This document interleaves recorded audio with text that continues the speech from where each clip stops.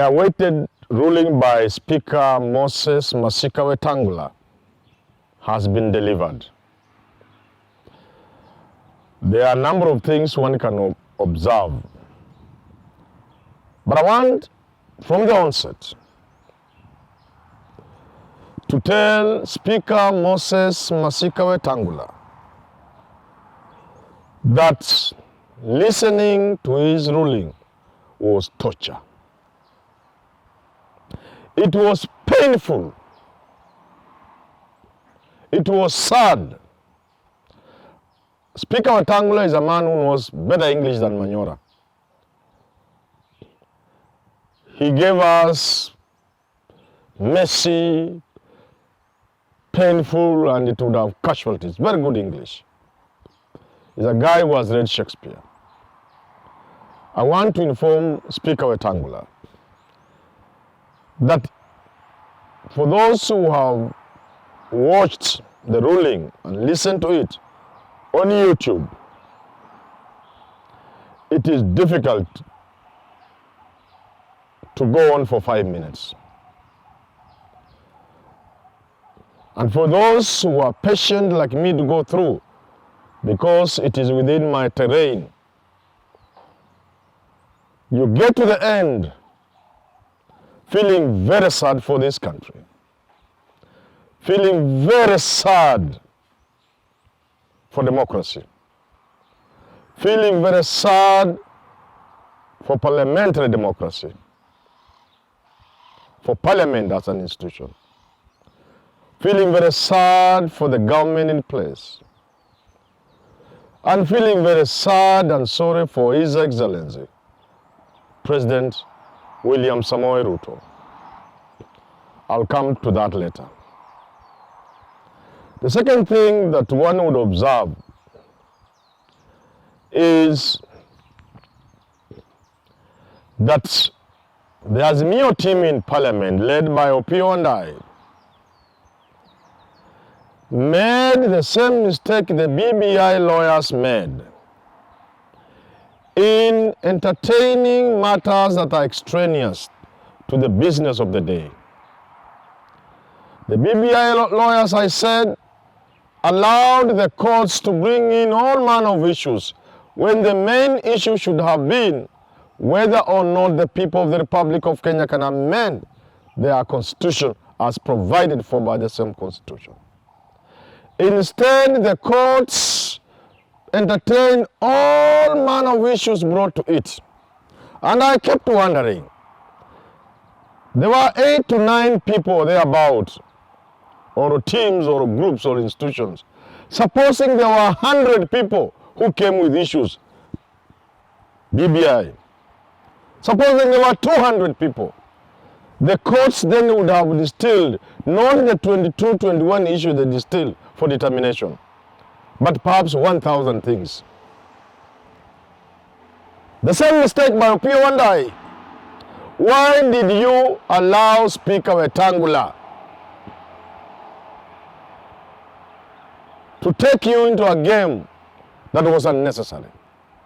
Then in his ruling, he's making reference to the debate in the House. This is not a matter over which there can be debate. So Opio and I, Junet Mohammed, John Mbadi, you have yourselves to blame. Next time, consult. When you have an issue of this nature, call people, talk to people, consult experts, look for advice. Opio and I ought to have stood in the Parliament and told the Speaker, in determining House leadership, you go no further than the Registrar of Political Parties and IEBC. Indeed, the Clerk of the National Assembly had sought this information from the Registrar of Political Parties. She had responded and said it was Azimio. The matter ought to have rested there. And that was what Opio and I ought to have done. And told the Speaker, if you want to work backwards as it is becoming the norm in this country, where institutions start with a position, then work backwards to justify it, including the numbers. Go ahead. If you are determined to give Kenya Kwanza this leadership, go ahead and give, but not with our participation. We will not sanitize it. We will not be part of it. This is not a matter over which there can be debate. As a mere people, you failed yourselves.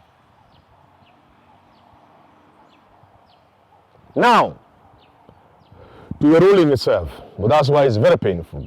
If you look at the issues being canvassed, which were summarized by Speaker Wetangula, you sympathize with this country.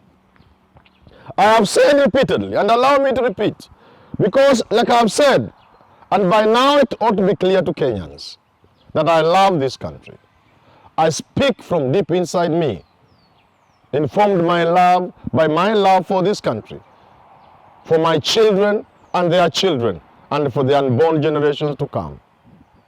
I have said repeatedly, if we want to remain a poor, dirty third world country, where people die from simple diseases, where people are living the lives people lived in the 18th century, where over 80-85% of Nairobi residents live in slums with no access to water, where we are the laughing stock of the world, where foreigners come to go to Kibera for tourism, slum tourism.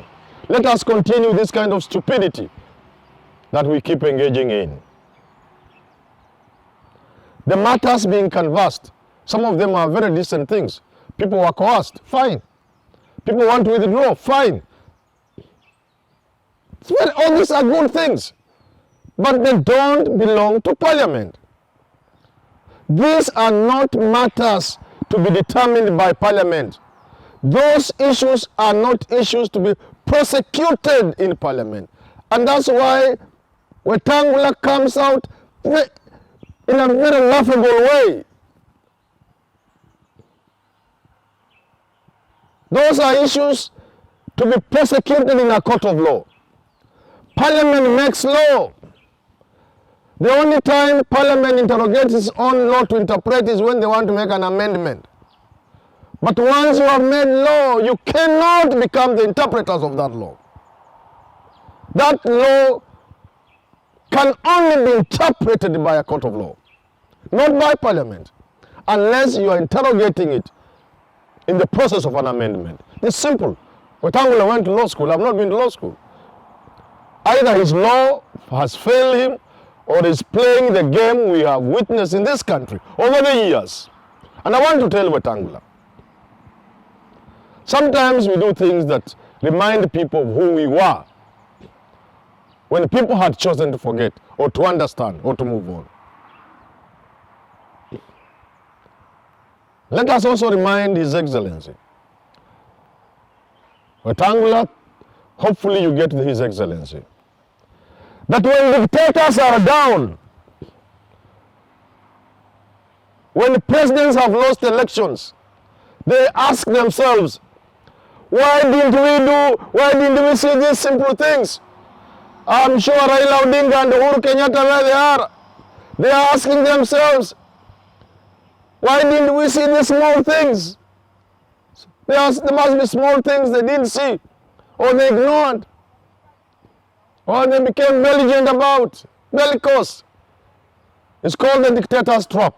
You don't see things, even straightforward things. I'm asking myself, what is there for the Kenya Kwanza government led by William Ruto to gain by this awkward affront to the law? What is it? I mean, if there was something to be gained, I would understand. But I'm not saying it. I am asking Wetangula to go back in history and look at Marende, Speaker Marende. When Marende was the speaker in a house that was dominated by Raila's ODM, when Kibaki's PNU didn't have numbers, when Kibaki was shaky, Speaker Marende would have given rulings that would have even brought the government down. He never did it. You, in your case, there is nothing that can happen to the Ruto government if Opiyo Wandayi is the leader of majority. In any case, after 9th of November, it will no longer be tenable. Because, obviously, Kenya Kwanza has the numbers on the ground. So, after 9th of November, 3 months, as stipulated in the coalition agreement, they posted with the registrar. And Wetangula knows this. The office of registrar is a serious government office. You cannot question information just as nobody can question information delivered from the desk of the Speaker of the National Assembly, Wetangula, delivered under your hand. No other government institution will begin interrogating it unless they are thinking somebody has impersonated the Speaker. Why are you, Moses Wetangula, therefore, telling Kenyans that there was a possibility that somebody was impersonating the registrar of political parties? Otherwise, what she has said is final. Anyone wishing to contest, including saying people have written to you, people are not supposed to write to the Speaker to withdraw from coalitions. They are supposed to follow what is provided for in their coalition agreements. Simple. Not the Speaker.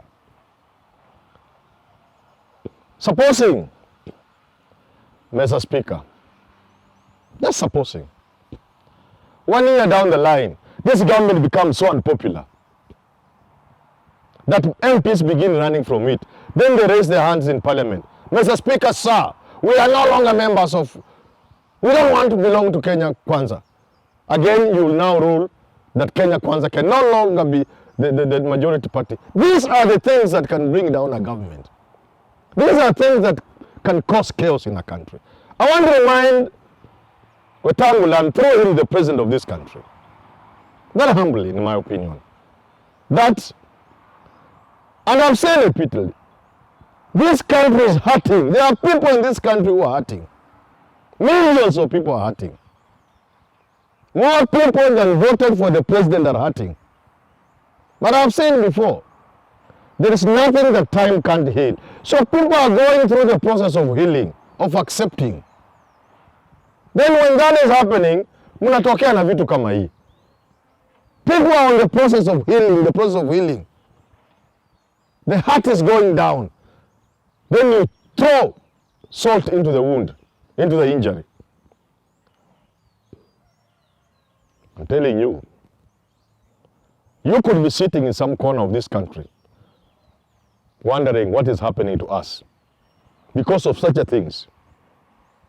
In the future, I ask you, Moses Wetangula, and by extension all of you in Kenya Kwanza, to know that power is transient. And there's always the illusion of power. And that impunity is always smelling around and beckoning and coming, and you embrace it.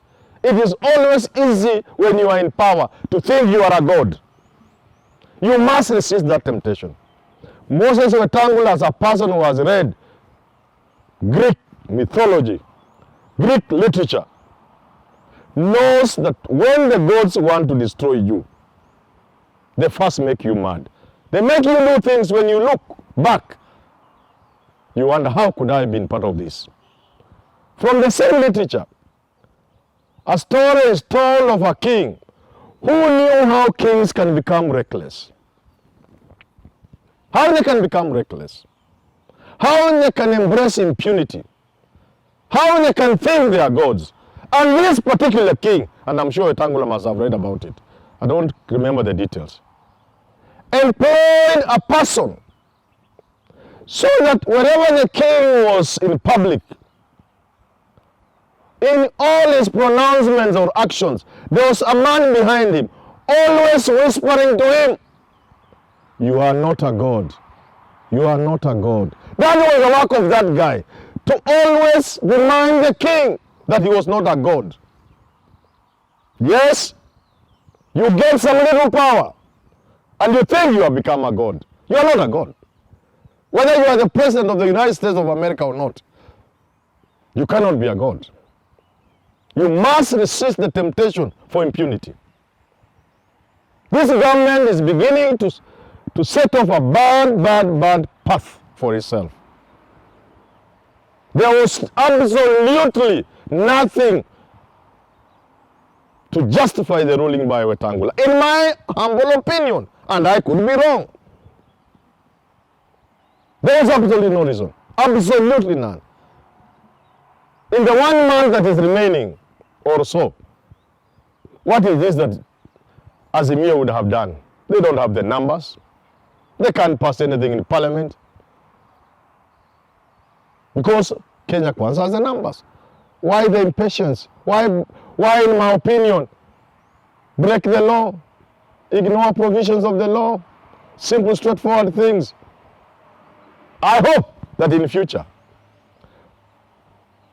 because you have said it will stand, let the chips fall whichever way they may, and nobody will challenge the ruling. That is the language of a dictator. That is the language of impunity. Many serious decisions have been overturned, and there are many ways of overturning decisions. Nobody is a god. It was not necessary. I hope this can stand. Let it stand. But I hope in the future, because we have just started, I hope we do not witness the same again.